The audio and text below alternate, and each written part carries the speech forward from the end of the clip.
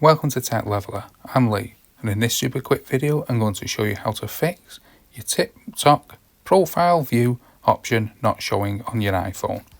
Now, what you first want to do is go to the settings here, come to General,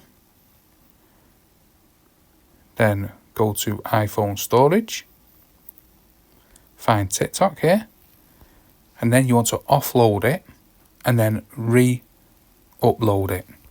So the option will come to upload it again.